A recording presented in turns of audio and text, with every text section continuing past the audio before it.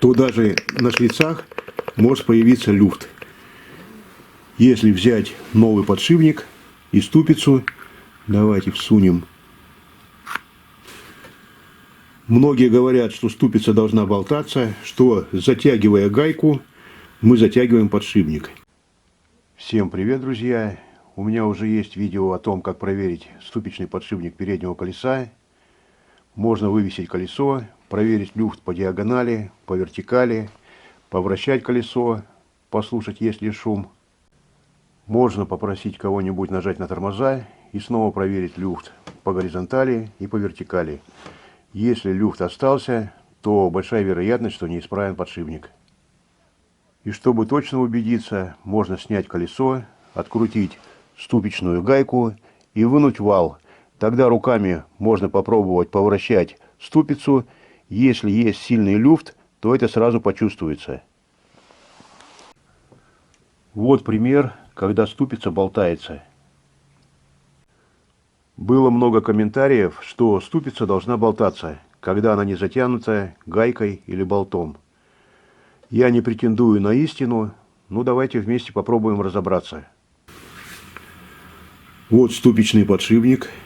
Наружная обойма у него одна, а внутренняя состоит как бы из двух частей. Подшипник запрессовывается в поворотный кулак, примерно вот так вот,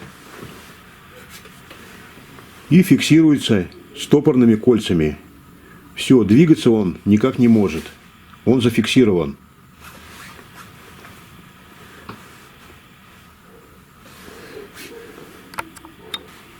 Затем сверху запрессовывается ступица. Вот так вот это будет выглядеть. Ступица запрессовывается в подшипник до тех пор, пока вот эта вот часть не упрется во внутреннюю обойму подшипника. Давайте я возьму старый подшипник, чтобы было нагляднее. Запрессовывается, пока внутренняя обойма не упрется вот в эту часть. Ступица старая, прослабленная, поэтому все садится. Вот таким образом это все выглядит. Наружная часть в поворотном кулаке зафиксирована, во внутреннюю запрессовывается ступица. Если подшипник новый, то никакого люфта быть не должно. Тем более не должно болтаться. Крутиться должно мягко, без перекатов, без заеданий.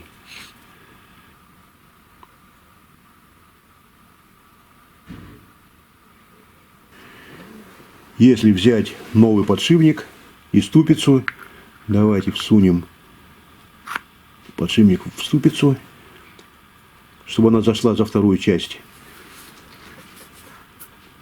Люфта нет никакого в новом подшипнике. Крутится плавно,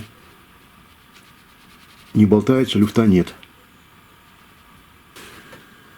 Многие говорят, что ступица должна болтаться, что затягивая гайку, мы затягиваем подшипник. Это не так. Подшипник, он запрессовывается, и он находится на своем месте. Он никак не прижимается гайкой. Гайкой прижимается ступица вместе с поворотным кулаком к валу. Вот таким образом. Если гайка ослабляется, то даже на шлицах может появиться люфт. Такое ощущение, что болтается подшипник. И вот здесь зазор.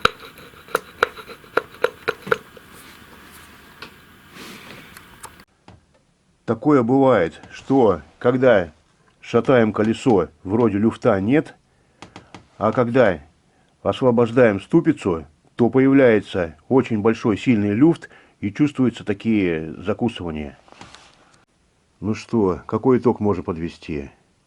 Чтобы более точно проверить состояние подшипника, желательно снять колесо, вытащить вал и повращать ступицу.